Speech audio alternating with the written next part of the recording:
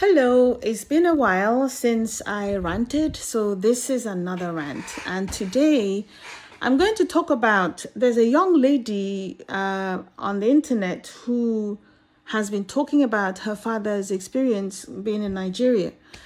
And, I didn't watch all of it, but the parts that I watched were completely unbelievable. There were just so many things that happened in that time that were very scary. And let me tell you, it could happen to anyone. But the thing that I really want to address is this. Nigerians have this issue where or when, if somebody brings up a situation, people just want to be quick to blame.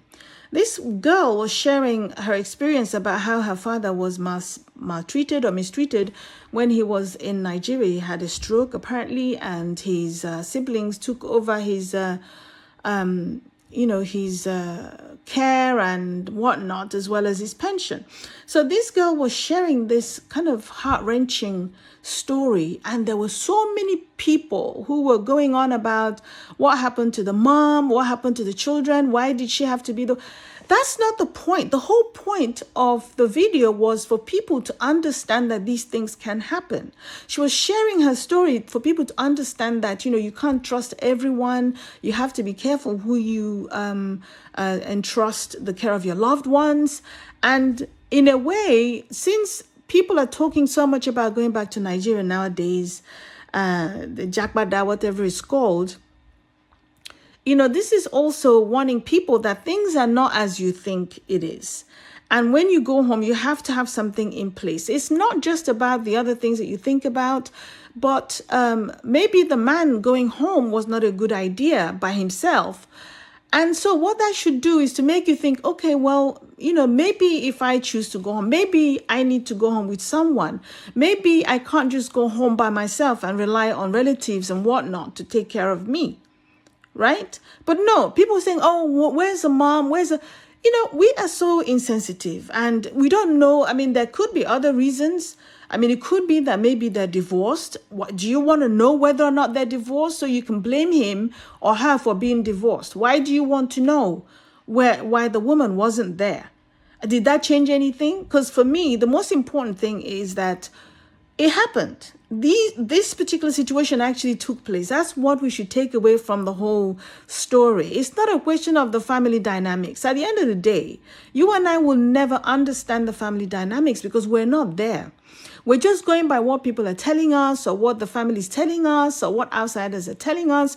We don't know which one is true. So, for me, that's not important. But what's important is the fact that this happened. And what should this tell people?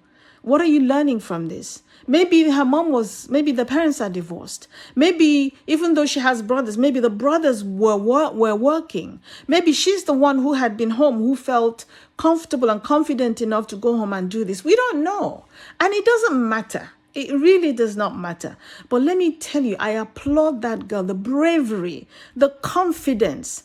Oh my goodness, to fight those people, to be able to speak out, to be able to do the things that she was told to do. And the people around her who supported her, it gives me hope because, sometimes some people can poison other people's minds about other people, especially if they think that they're being denied of their entitlement, which is another issue.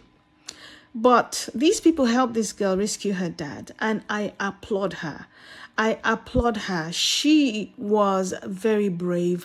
And I also applaud her husband because I understand she was married, that she was able to go home and spend time at home in order to do this. That is fantastic. Nigerians, stop the blame thing.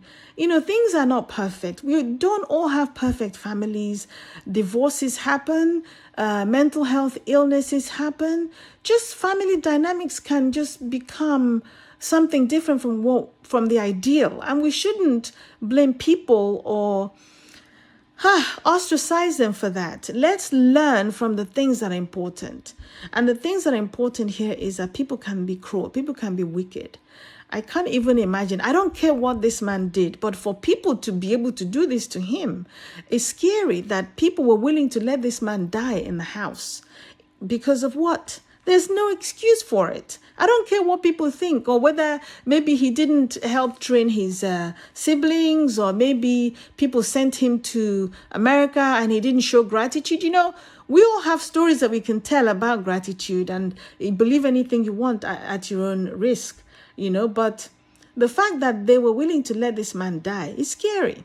I think that's what we have to pay attention to, and not to all that about where's the mom? What about the brothers? No, they don't matter.